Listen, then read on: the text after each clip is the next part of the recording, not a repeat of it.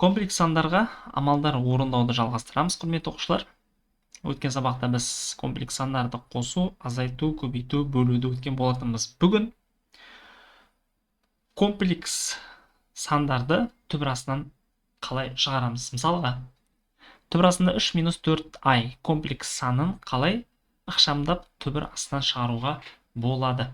Бұны түбір астынан шығару үшін бізге мына формула көмектеседі.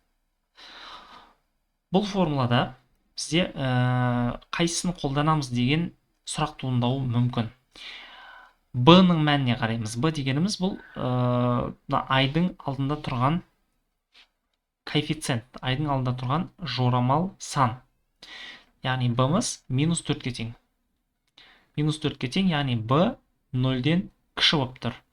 B 0-ден кіші болғандықтан біз мына екінші формуланы қолдануымыз керек. Демек, тең, плюс, минус, жақша ішінде. Так, түбір астын аламыз. Түбір астында бөлімінде 2 болады. Так, тағы да түбір а квадрат, яғни 3-тің квадраты плюс минус 4-тің квадраты. Плюс 3. Минус I түбір астында бөлшек тағы да түбір астында a квадрат плюс b квадрат, яғни 3-тің квадраты плюс минус 4-тің квадраты. Минус a, яғни 3 бөлімінде 2. Жақшаны жабамыз.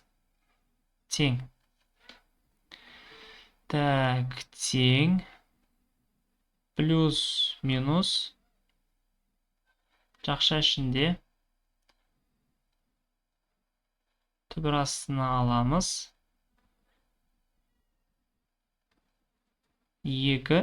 Енді мына жақта 3-тің квадраты 9, минус 4-тің квадраты 16, екеуін бір-біріне қоссақ, түбір астында 25 болады.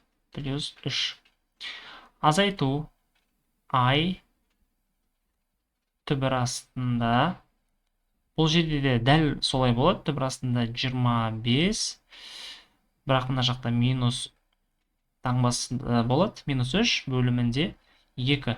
Жақшаны жабамыз, тең, плюс минус.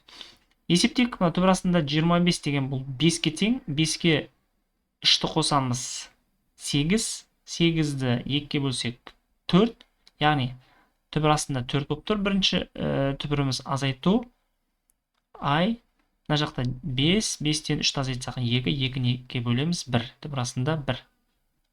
Тең, демек жауабы плюс минус 2 азайту I. Мына 1-ді жазбасақ та болады. Демек, мына жауабы. Егер осы комплекс санды квадраттайтын болсаңыздар, оның квадраты 3 минус 4i-ға тең болады. Тағдан мына тапсырманы қарастырайық. Түбір астында 16i. Бұл жерде нақты бөлігі жоқ. Бұны түбір астынан қалай шығарамыз? Мына 16 деген бұл 4-тің квадраты. 4 түбір астында i деп жазуға болады, бірақ бұл жауабы емес. Бұл түбірден толықтай шыққан жоқ. Мына i деген өрнегіміз түбірдің астында қалып қойды. Сондықтан бұл түбірден толық шығардық деп айта алмаймыз. Бұл жерде b-ның мәні оң сан, яғни 0-ден үлкен болып тұр, сондықтан бірінші формуланы қолданамыз. Плюс минус, жақша ішінде, так, түбір астына алайық, бөлшек, бөлімінде 2, мына түбір астында a квадрат плюс b квадрат деп тұр ғой. A дегеніміз 0-ге тең, 0-дің квадраты, оны жазбаймыз. 1-ден 16-ның квадраты деп жазайық.